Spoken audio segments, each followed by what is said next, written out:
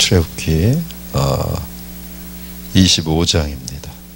출애굽기 25장 23절, 24절 말씀입니다. 두 절입니다. 출애굽기 25장 23, 24절입니다.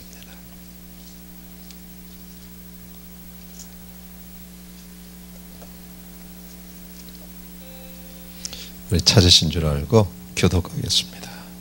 너는 조각목으로 상을 만들되 장이 2규빗, 광이 1규빗, 고가 1규빗 반이 되게 하고. 전동으로 싸고 위에 등패를 두르고. 아멘, 아멘. 잠깐 기도할까요? 하나님 감사합니다. 저희가 모여서 또 말씀을 통해서 주님, 주의 음성을 듣고 주님과 더 가까워지기 위해서 모였습니다. 선지자 학교를 통해서 주님의 거룩한 친구들이 일어나게 해주세요. 예수님의 이름으로 기도드렸습니다. 아멘. 아멘.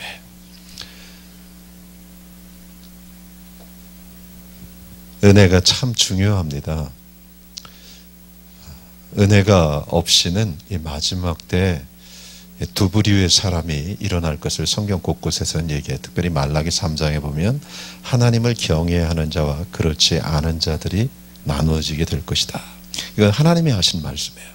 그리고 하나님을 경외하는 자들에 대해서는 하나님이 따르게 대접을 하겠다고 분명히 얘기를 합니다.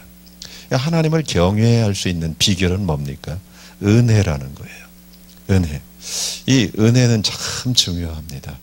이 마지막 때에 어려워지면 하나님을 배신하는 무리들이 있다는 거예요. 다니엘 김 선교사님은 오셔서 그런 말을 하더라고요.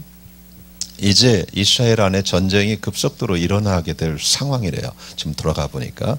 그러니까 다니엘 김 선교사님은 그런 말을 해요. 이게 중동 쪽하고 쭉 돌아보니까 사실 12시 거의 다 됐대요. 이제 거의 끝이래요. 근데 우리가 한 곳에 있다 보니까 눈이 감긴 거래요.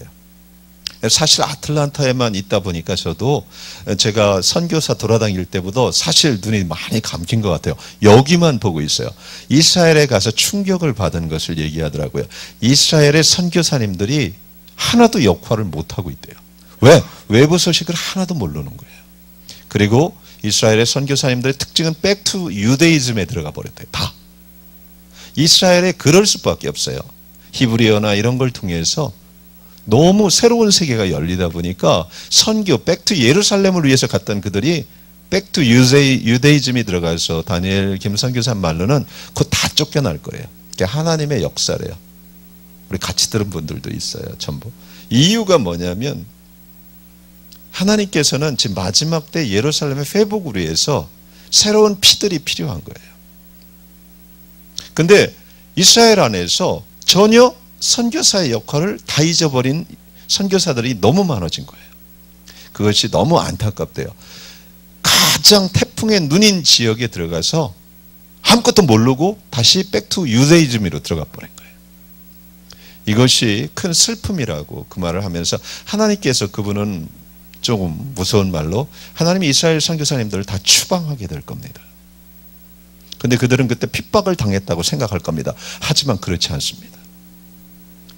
지금 마지막 때 스가랴서를 통해서 그분은 그런 말을 해요. 유대와 아랍이 이제 전쟁을 붙잖아요. 그죠? 심각한 전쟁이 붙으면 그때 드러난다는 거예요. 지금 유대이즘 하던 사람들이 과연 그때도 유대 편에 쓸 것인가? 그게 스가랴서의 예언이에요. 유대 편에 서는 자들과 그렇지 않은 자들이 구분된다는 거예요. 그래서 자기의 기도는 단 하나라고 그랬죠. 하나님, 무척 어려운 일이 있을 겁니다. 지금은 이스라엘 하지만 유대 편에 서기 어려울 상황이 오게 될 겁니다. 그때 내가 유대 편에 서는 것을 지켜주세요. 세상의 눈, 나의 지식의 눈으로는 유대 편에 쓸 수 없는 상황이 온다는 거예요. 그게 스가랴서 12장이에요. 그것을 통해서 하나님을 경외하는 자와 그렇지 않은 자들이 구분된다는 거예요. 인간의 지식과 우리의 상식과 세계의 흐름을 가지고 유대이즘, 유대의 편에 서지 않는다는 거예요. 이게 마지막 시나리오입니다. 자, 이 마지막 때 환란이 왔을 때 분명히 두 부류가 있게 됩니다. 그것은 뭐예요? 하나님을 선택하는 부류, 하나님을 경외하는 부류, 또 그렇지 않은 부류로 나뉘게 될 것이다. 그렇기 때문에 성경은 분명하게 우리에게 은혜를 계속 얘기해요. 에베소 2장에 보면 너희가 그 은혜로 말미암아 은혜를 인하여 믿음으로 말미암아 구원을 얻었다. 이 은혜는 뭐예요? 신앙의 시작입니다. 그리고 그것은 생명과 같아요. 하지만 이 한 번의 은혜가 그렇게 중요하지만 또 다른 신앙에는 계속되는 우리처럼 이제 내일을 살아가 2012년을 살아가고 이제 종말을 향해서 가고 있어요. 그렇다면 우리는 뭐예요? 거기서 끝나는 사람들은 이제 은혜를 놓치게 됩니다. 잘못하면. 사도 바울은 뭐예요? 은혜를 헛되이 받지 않겠다고 결심을 하는 거예요. 그것은 단 하나, 은혜를 계속 붙잡는 것밖에 없습니다. 은혜를 계속 붙잡는 거예요. 마치 이거랑 똑같다고 해서 신앙은 어떻게 돼요? 영접하는 자, 곧 그 이름을 믿는 자들에게는 하나님의 자녀가 되는 권세를 주셨다. 이것은 뭐예요? 영접이라는 것은 그냥 하나님의 사랑을 마음으로 열고 받아들이는 것밖에 없습니다. 이건 우리 측에서는 은혜입니다. 마치 제가 그랬어요. 제가 어떤 한 사람을 사랑하는데 제 소원은 단 하나예요. 제가 목숨 걸고 당신을 사랑하니까 당신은 어떤 것도 원하지 않아. 내 사랑만 거절해 주지 마세요. 이것이 로마서 성경 전체를 통해서 하나님이 우리에게 보이시는 십자가의 사랑이에요. 내 사랑만 거절해 주지 마세요. 이게 영접하는 자, 곧 그 이름을 믿는 자. 나는 문만 열어주면 된다는 거예요. 그러니까 하나님의 사랑을 거절하지 않는 것이 본어게인이에요. 본어게인. 그 생명의 시작이에요. 그러니까 여기서 끊임없이 얘기하지만 자기가 기도하고 계획하고 이 땅에 태어난 사람은 아무도 없어요. 부모님의 은혜일 뿐이에요. 탄생은 은혜입니다. 하지만 그것으로 끝났다면 이건 비참해요. 금방 은혜를 떼요. 그래서 그 은혜를 계속해서 붙잡아야 돼요. 그 붙잡는 두 번째 단계가 뭐라고요? 이제 그 은혜를 알게 됐고 그 사랑을 알게 되니까 이제 그분의 두 번째 요구가 있어요. 뭐라고요? 나하고 깊은 교제 가운데 들어가자. 첫 계명이에요. 마음을 달라 이거예요. 그죠? 어떤 사람이 서로 사랑하게 되면 그 사람이 내 상을 받아주면 이제 내가 원하는 건 그 사람이 마음당해서 나는 마음당해서 사랑하니까 내 사랑을 나눠주기를 원해요. 이게 교제예요. 교제. 그죠?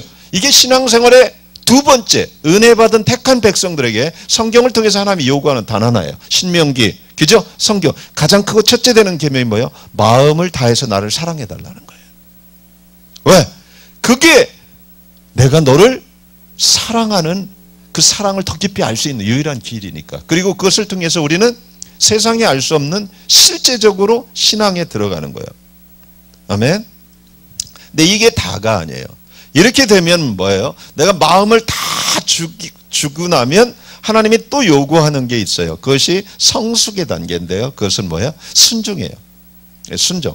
사무엘상 15장에 보면 사무엘 선지자가 사울왕에게 찾아가서 아멜렉과 전투에서 싸워서 이겼어요.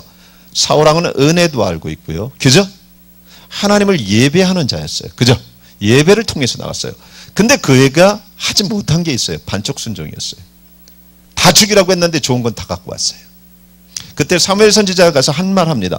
순종이 제사보다 낫습니다. 이게 굉장한 의미입니다. 순종이 제사보다 낫습니다. 예. 이 순종이 제일 어려운 거예요, 여러분. 제사, 예배는요, 하나님을 사랑한다는 표현이에요. 근데요, 가장 어려운 게 순종인데, 순종은 내가 없어지는 때 생기는 거예요. 순종은 내 계산이 없어지는 거예요. 순종은 그분을 완벽하게 트러스트하는 거예요. 그러니까 내가 없어진 거예요. 그때 순종이 나요. 순종은 가장 성숙의 단계예요. 이렇게 사셨던 분이 누구예요? 예수 그리스도예요. 예수님은 뭐예요?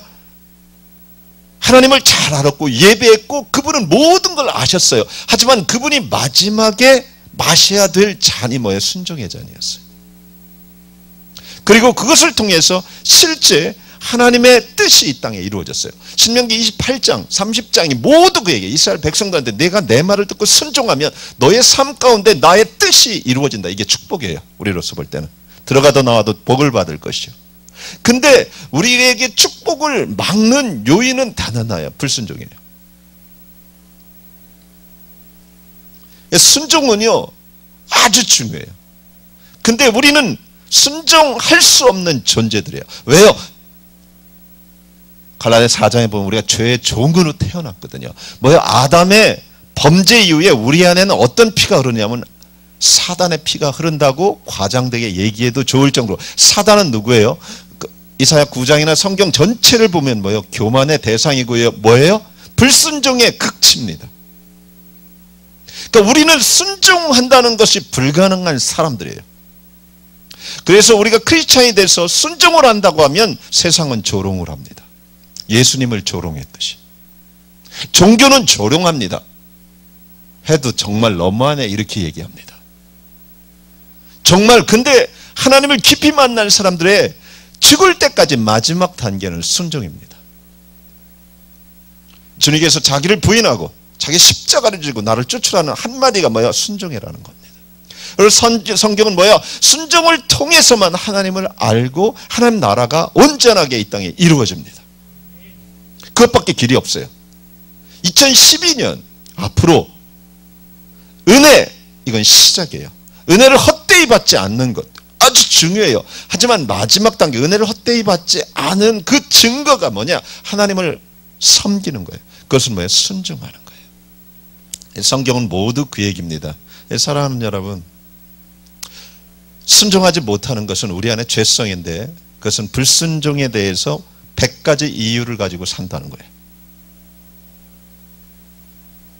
세상은 뭐예요? 선악과입니다. 선악과가 들어온 순간 우리는 불순종할 이유가 100가지가 돼요.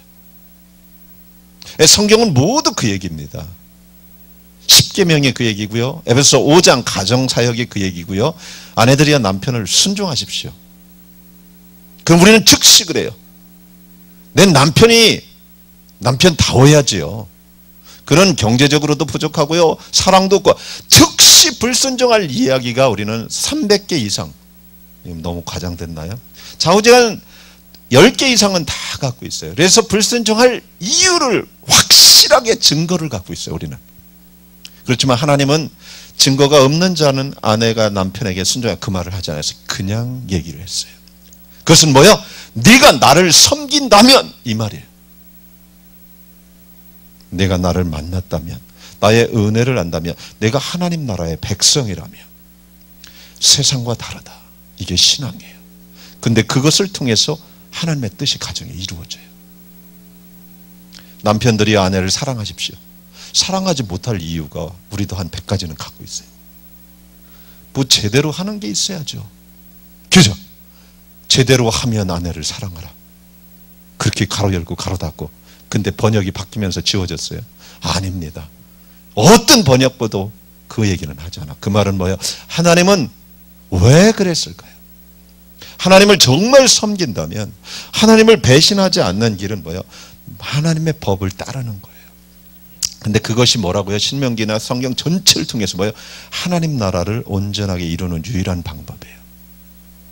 하나님의 뜻을 이루는 유일한 방법이 순종입니다. 우리 안에는 사단의 메시지가 있어요. 순종하면 자기가 못난 사람이라고 준 메시지예요. 세상은 그래요. 힘 있는 자가 대접받는. 아니에요. 하나님 나라는 뭐예요?